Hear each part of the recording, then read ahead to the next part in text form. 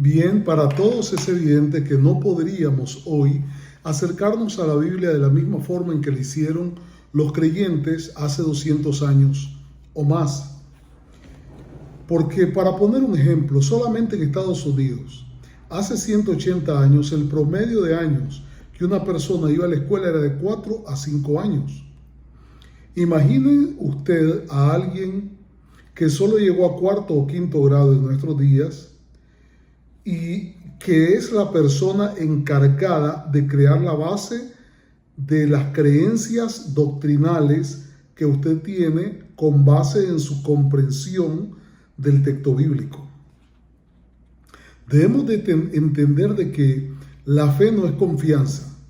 Algunos han malentendido creyendo de que decir, no, es que yo tengo fe, yo confío. No, la fe es certeza. Es tener la seguridad de que lo que es verdad lo es sobre la base de un examen de esa creencia desde todo ángulo posible. Dios nos da evidencia. Por ejemplo, Dios no espera que nosotros simplemente confiemos, no. Dios espera que tengamos la certeza de quién es Él y de lo que Él hace. Por ejemplo, Dios anunció a través de su siervo, el profeta Jeremías, en Jeremías, el capítulo número 25, de que iba a enviar a Judá, a los habitantes de Judá, a causa de la maldad de ellos, al exilio a manos de Babilonia. Y que lo iba a hacer por un periodo de 70 años. El profeta Jeremías lo anuncia y mientras todos en la ciudad, los que ejercían el poder, el rey, los príncipes y los gobernantes, señalaban de que Jeremías, por decir esto, era un traidor, Jeremías se mantuvo firme, porque él tenía la certeza, él sabía que Dios se lo había dicho, él tenía la absoluta certeza de que eso iba a ocurrir, y a la postre ocurrió. No importó si amenazaron su vida, lo pusieron en el calabozo o qué ocurrió, a la postre terminó ocurriendo como Jeremías lo había anunciado. Y se cumplió con exactitud, de manera que cuando los 70 años estaban por completarse, encontramos en el libro de Daniel, el capítulo número 9, la oración del profeta Daniel, cuando el profeta Daniel habla de que se están cumpliendo los años del exilio que Dios había anunciado. Por consiguiente, él está rogando a Dios con absoluta certeza de que se acuerde de ellos para sacarlos del exilio. Y Dios lo hace de esa forma, tal como él lo había anunciado. Por consiguiente, cuando hablamos de lo que nos toca hacer respecto a Dios, es tener total certeza.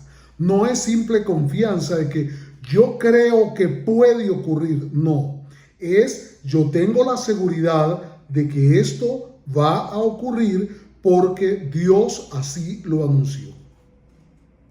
Dios anunció, por ejemplo, de que entregaría a Israel, ya no Judá, sino a Israel a manos de los asirios, antes de que el niño anunciado en Isaías 7:14 cumpliera 12 años. Dice, porque antes de que el niño sepa desechar lo malo y escoger lo bueno, la tierra de estos dos reyes que tú temes será abandonada. Mientras la profecía es dada ya por los años 732 al 734 antes de nuestra era, 734 al 732 antes de nuestra era, lo encontramos que en el 722, exactamente antes de que el niño cumpliera 12 años, ocurre que los asirios invaden Samaria, que era la capital de Israel, y se llevan al exilio a los habitantes de Israel.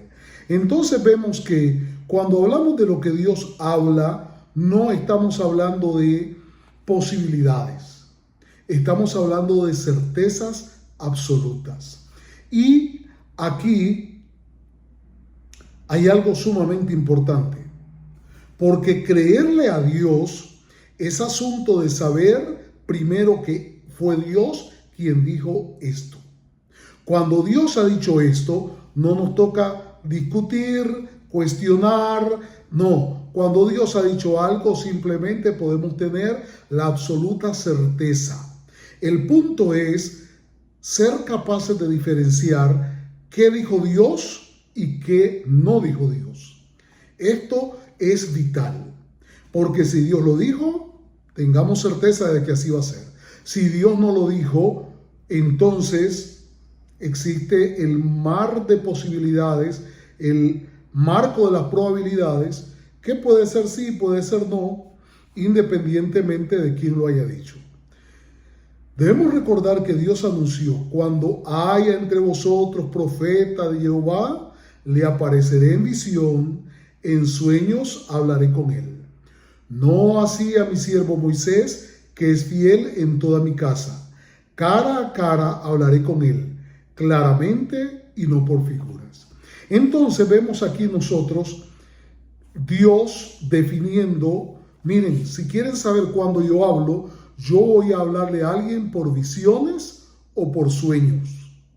Y a Moisés le voy a hablar cara a cara.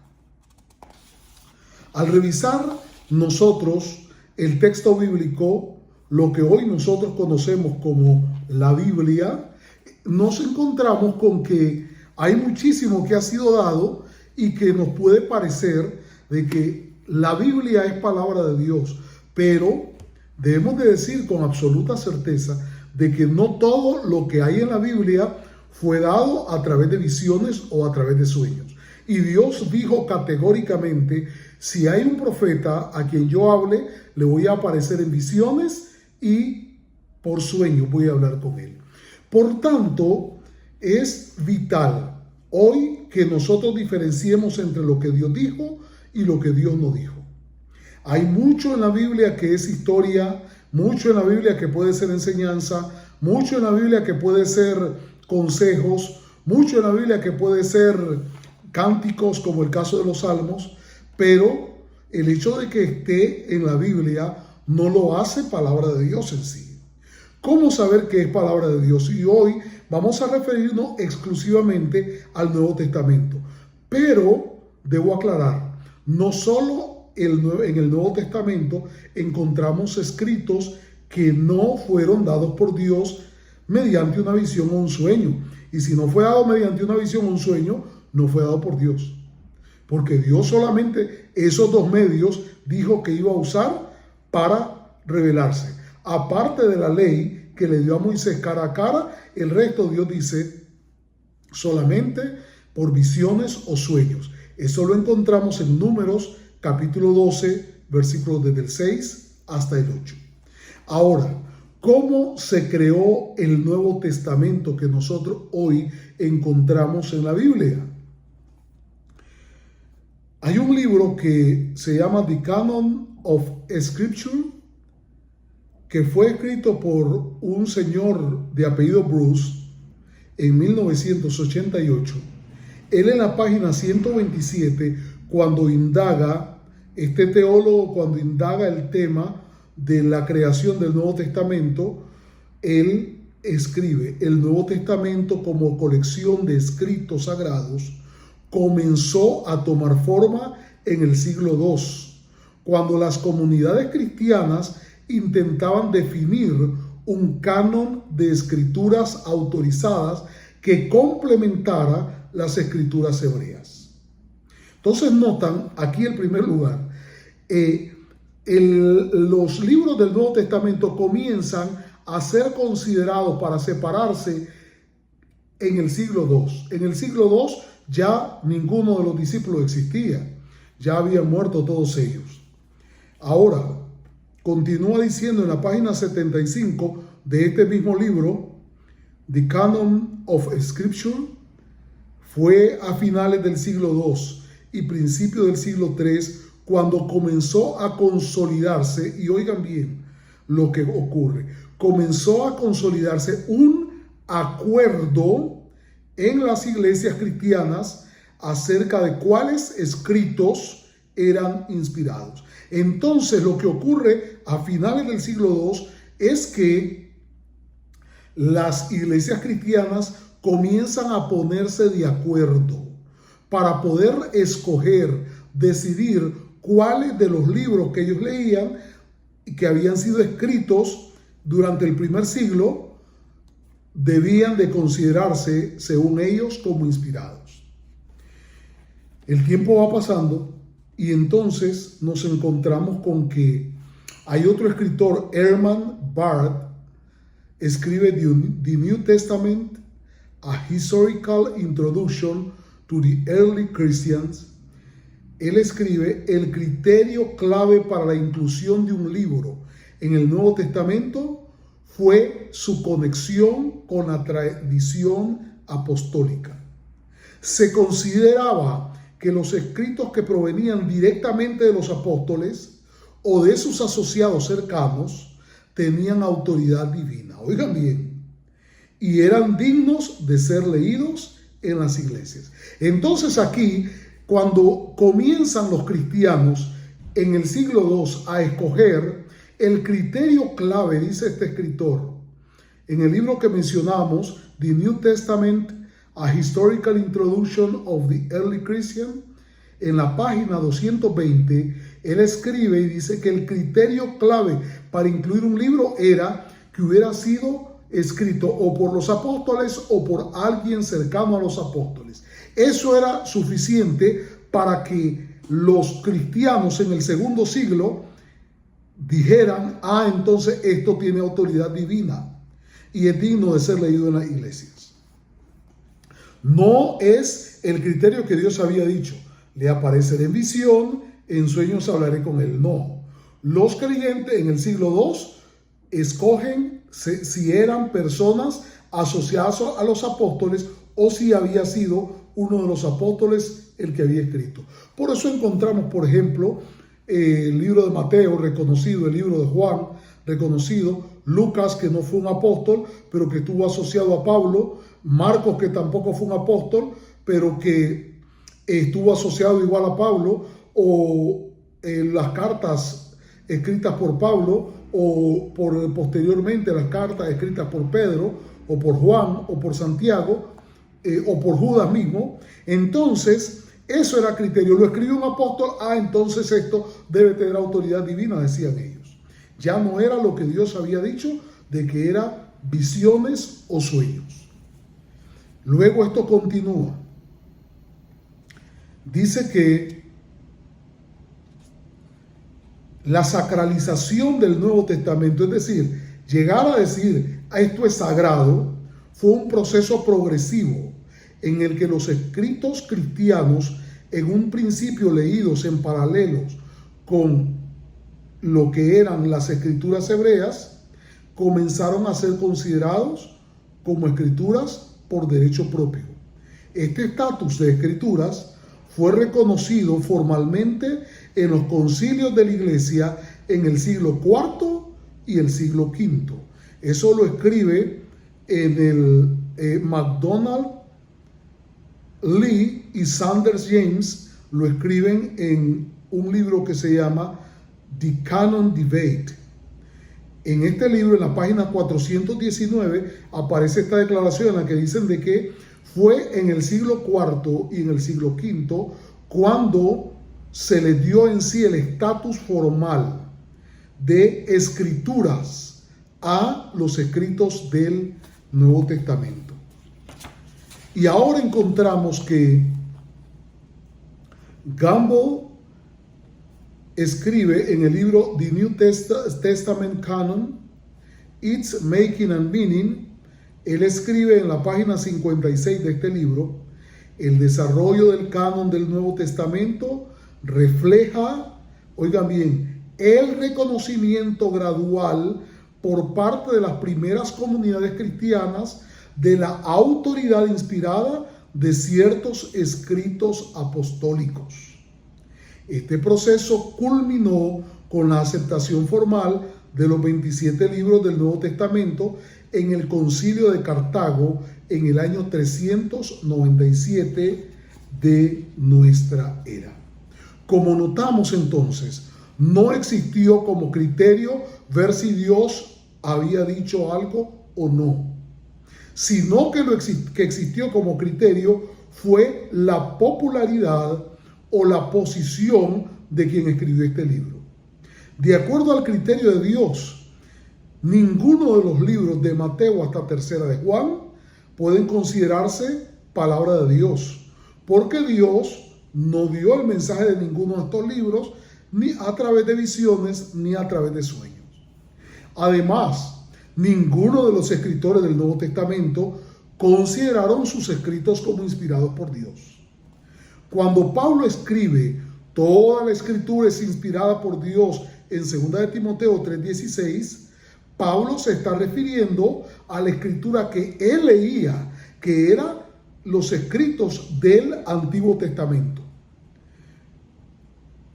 Ahora, fue hasta en el siglo II, cuando todos los discípulos ya habían muerto, que se comenzó a considerar los escritos de los discípulos como importantes y luego como sagrados. Ahora, cuando examinamos nosotros los escritos del Nuevo Testamento, debemos ver si el escritor dice que Dios quiso decir, si el escritor dice lo que Dios quiso decir cuando se citan declaraciones del Antiguo Testamento dadas por Dios. Esto al mismo tiempo nos puede ayudar a conocer el nivel de conocimiento y comprensión o la veracidad de lo que el escritor estaba tratando de enseñar.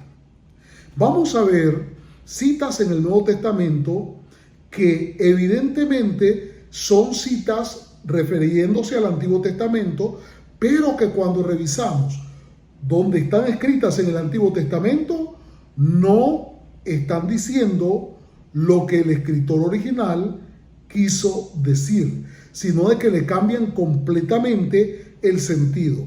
Y estamos hablando de porciones que fueron tomadas por Mateo, por Marcos, por Juan, por Lucas, por Pablo, por el escritor de Hebreos, por Pedro mismo. Todos ellos citan, y vamos a revisar. La primera de ellas, Mateo capítulo 1, versículos 22 y 23.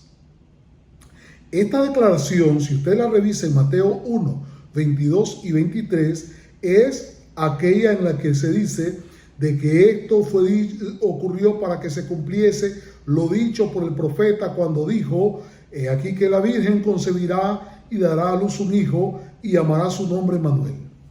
Este versículo que Mateo 1, 22 y 23 lo aplican como el cumplimiento de una profecía referida al Mesías futuro, ya nosotros examinábamos a profundidad y nos dimos cuenta de que Isaías capítulo 7, versículo 14, no está refiriéndose al anuncio de un Mesías, sino que se está refiriendo a la señal dada al rey Acaz de que Dios traería a un niño que habría de nacer en esos días como una señal de que él iba a librar a Judá de las amenazas que Israel y Siria estaban haciéndole en ese momento.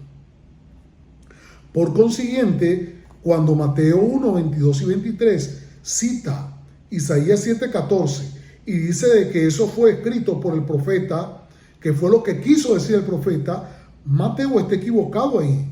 Mateo está haciendo referencia a que el profeta Isaías quiso decir lo que jamás Dios le dijo que dijera a través de la revelación, a través de la visión que Dios le dio al profeta Isaías, como lo podemos examinar ahí en Isaías 7. Otra porción, Mateo 2, versículos 14 y 15. Ahí Mateo cita al profeta Oseas.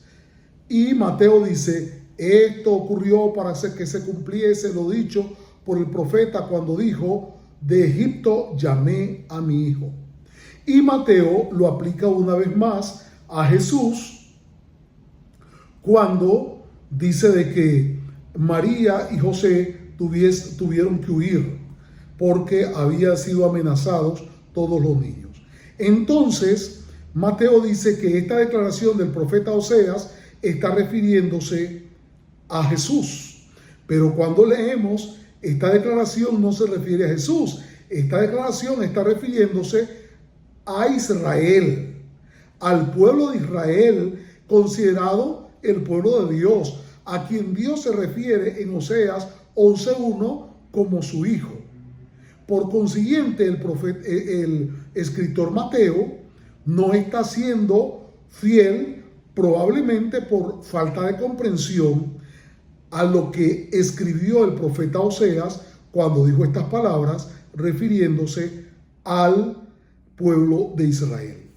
Otra declaración, Mateo capítulo 3, versículo 3, que es repetida por Marcos 1, versículo 2, y también repetida por Lucas capítulo 3, versículo 4, cuando citan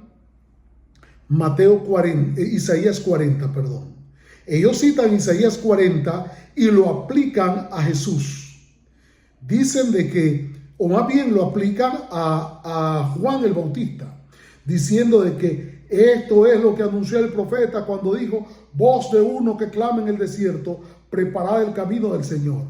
Esto nunca fue un anuncio de la aparición futura del Mesías. Esta declaración de Isaías 40 es el anuncio que Dios hace. Desde Isaías 40, versículo 1, comienza a decir al profeta Isaías Dios de que le anuncia a su pueblo de que el tiempo se ha cumplido, que su pecado es perdonado, porque el doble ha recibido de parte del Señor por causa de sus pecados. Y entonces viene luego esta porción: voz de uno que clama en el desierto, preparad el camino del Señor, enderezad sus sendas. Esto es un anuncio de que Dios va a poner fin al exilio. Es un anuncio de que llegó el momento en que Dios va a traerlos de regreso del exilio. Por consiguiente, cuando Mateo cita esta porción de Isaías 40 y lo aplica a Juan el Bautista, Mateo está aplicando mal la declaración y el propósito por el que Dios reveló esta porción de Isaías capítulo 40 al profeta Isaías. Veamos otra porción. El mismo Mateo capítulo 12, versículos 12 al 21, hace una aplicación a Jesús de Isaías 42, versículos 1 al 4. Ahí expresamente dice Mateo al escribir de que eso ocurrió para que se cumpliese lo dicho por el profeta cuando dijo, y comienza a describir roles que serían cumplidos por el siervo de Jehová. Isaías 42, 1 al 4 no es una referencia al Mesías. Isaías 42, cuando habla del siervo de Jehová, viene hablando una continuación de lo que viene describiendo en el capítulo 41, el versículo 9, cuando se identificó quién es el siervo de Jehová, y se dice que Israel como nación es el siervo de Jehová al que se está refiriendo Dios a través del profeta Isaías en Isaías capítulo 42, versículo 1 al 4. Juan 12:38 es una cita en la que se refiere a Isaías 53, versículo 1, cuando dice: ¿quién ha creído a nuestro anuncio?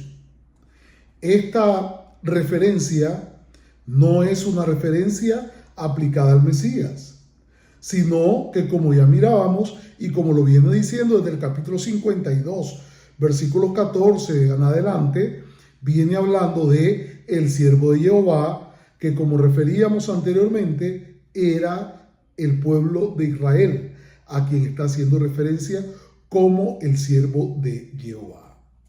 Otra porción, Romanos capítulo 10 y versículo 13.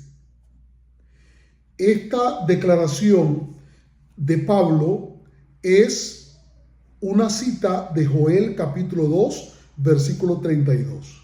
Pero cuando Pablo cita aquí a Joel, al profeta Joel, él está haciendo referencia fuera de contexto a esta declaración. Pablo dice de que esta declaración la aplica a que ya no hay diferencia, porque dice Pablo de que ya no hay judío, ya no hay griego, ya no hay esclavo, ya no hay libre, sino de que todos ahora dice de que son uno. Y que todo aquel, ahora entonces es cuando cita la declaración del profeta Joel, dice, porque todo aquel que invocar el nombre del Señor. El texto, primero, hablemos de que el texto no se refiere a Jesús. El texto expresamente dice que se refiere al nombre de Jehová. El texto de Joel 2:32, sí. Y está hablando de que todo aquel que invocar el nombre de Jehová, Joel, está hablando del momento cuando Dios va a traer juicios y de que entonces Él va a preservar a los habitantes de Jerusalén. Y entonces, por eso dice que todo el que invoque el nombre de Jehová, hablando de los que temen a Jehová, los que vienen para adorarle en el templo, Él va a tener salvación. Y está hablando de la salvación de en medio de la destrucción que Dios está anunciando que va a causar en el libro de Joel, el capítulo 2. Por tanto, cuando Romanos 10:13 hace una cita de Joel 2:32, evidentemente la referencia que Pablo está haciendo ahí es una referencia equivocada. Está aplicando completamente en forma errónea la declaración del profeta Joel y haciendo que se refiera a otras personas, haciendo que se refiera a otro momento. Otra declaración, 1 Corintios capítulo 2, versículo 9, igual, Pablo es el que escribe aquí. Está citando Isaías capítulo 64 y versículo 4. Y cuando lo cita, Pablo escribe y dice que cosas que ojo no vio, ni oído oyó, ni han subido en corazón de hombre son las que Dios ha preparado para las que le aman. Esta cita en realidad es tomada de un contexto completamente diferente. Pablo está tratando de decir de que Dios va a revelar o que Dios ha revelado cosas especiales a los que le aman. Pero el texto de Isaías 64 no habla de revelación.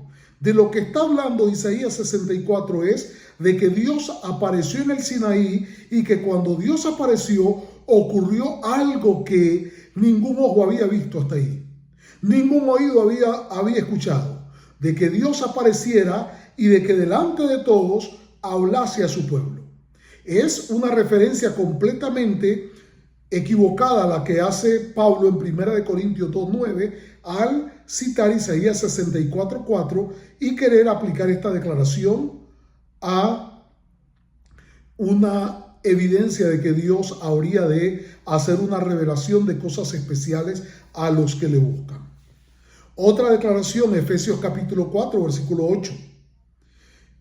Cuando en esta declaración Pablo mismo declara y dice de que subiendo a lo alto llevó cautiva la cautividad y dio dones a los hombres. Y entonces Pablo aquí cita esta declaración y la refiere a Jesús. Pero esta declaración originalmente se encuentra en los Salmos. Está en el Salmo 68 y el versículo 18. Y aquí no habla de Jesús. No es ninguna profecía mesiánica ni nada por el estilo. ¿Aquí de qué está hablando? Aquí está hablando de que igual que Dios apareció en Sinaí y de que Él trajo bendiciones, dice que Él trajo bienes para quienes estaban ahí y que aún para los rebeldes. No está hablando de ninguna forma de la ascensión de Jesús ni nada por el estilo. Otra declaración, Hebreos capítulo 1 y el versículo 5. El libro de Hebreos no se sabe quién fue su autor, no existe absolutamente certeza de quién haya sido su autor, porque fue escrito en el tiempo cuando Pablo ya muy probablemente había muerto. Y dice esta cita, que de paso en Hebreos hay algunas referencias que no aparecen en ninguno de los libros del Antiguo Testamento, pero que el escritor de Hebreos lo cita como que si tal fue una cita tomada del Antiguo Testamento. Pero aquí Hebreos 1:5 que dice, porque a cuál de los ángeles dijo Dios jamás, mi hijo eres tú, yo te engendré hoy. Y lo aplica a Jesús, el escritor de Hebreos. Pero esta declaración la hallamos en 2 de Samuel 7:14. Y es un anuncio al rey David. Dios, hablándole al rey David, Dios le dice que él es su hijo. No está haciendo referencias a un futuro Mesías. Por consiguiente, el escritor de Hebreos igual está equivocado cuando está escribiendo estas porciones. Y una última referencia, Primera de Pedro, capítulo 2, versículos del 6 al 8.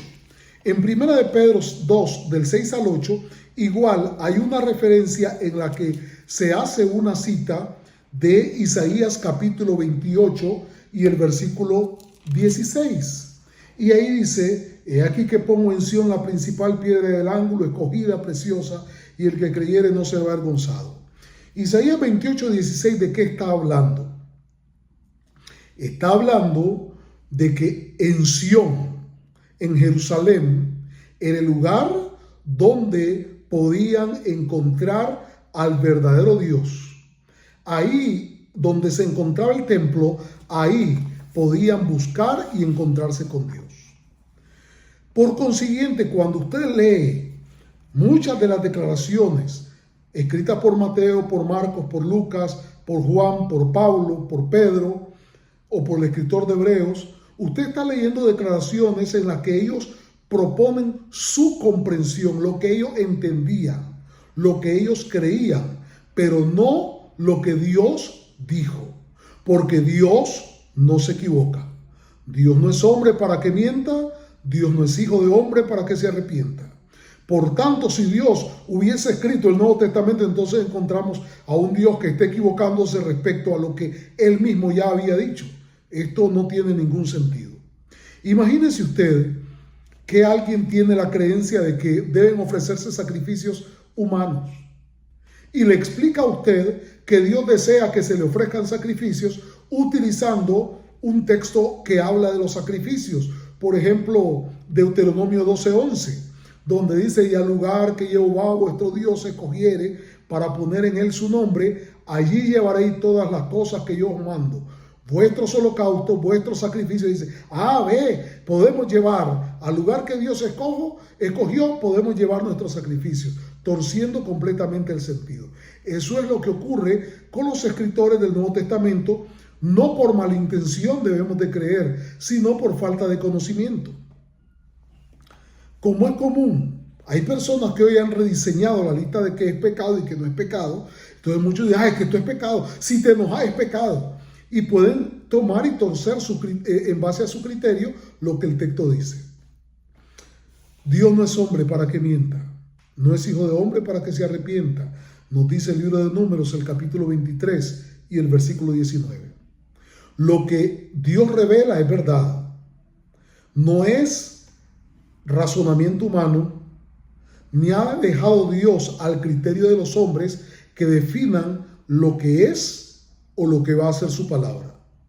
Entre las mayores amenazas que la verdad de Dios hoy enfrenta, se halla el criterio de la gente, el criterio del ser humano. Cuando nosotros somos capaces de tomar lo que Dios dijo y ponerlo al nivel de lo que alguien dijo, nos enfrentamos a uno de los más graves problemas señalados por Jesús mismo.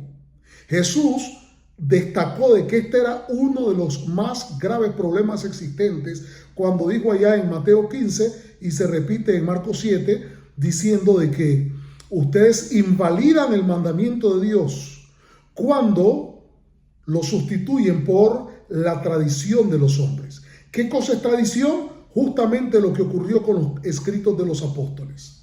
Ellos escribieron, narraron, interpretaron y dieron su explicación, su punto de vista, y luego con el paso del tiempo a la gente le pareció que como se había usado por tanto tiempo, que como lo había escrito Pablo, que como lo había escrito Mateo, que como lo había escrito Lucas, entonces tenía que considerarse sagrado.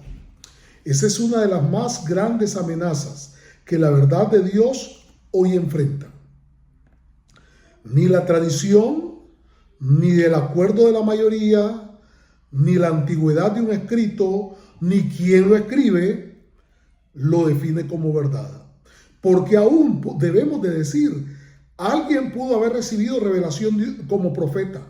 Eso no significa de que todo lo que escribió entonces debe ser considerado palabra de Dios, porque no todo lo que escribió Dios se lo mostró en un sueño, en una visión. Lo único que debe ser considerado palabra de Dios, como Dios dijo, es lo que Él habló. Hoy nuevamente Dios nos dice, oíd ahora mis palabras. No las palabras del sabio Salomón, no las palabras del rey David, sino las palabras de la única fuente de verdad absoluta, Dios. Las palabras de Dios son las que definen qué es verdad. Esas son las palabras que deben de definir criterios y creencias, verdades y mentiras, leyendas, fábulas y certezas. El Señor nuestro Dios nos dice, oíd ahora mis palabras. Cuando haya entre vosotros profeta de Jehová, le apareceré en visión. En sueños hablaré con él. Todo lo demás, no importa dónde se encuentre escrito, es inestable criterio totalmente humano. Dios nos conduzca a su verdad y que oigamos únicamente lo que Dios tiene que decirnos para poder definir qué es y qué no es palabra de Dios. Únicamente lo que Él habla en visiones, lo que habla en sueños. Fuera de eso, todo es volátil y cambiante, palabra humana. Dios te bendiga en esta tarde.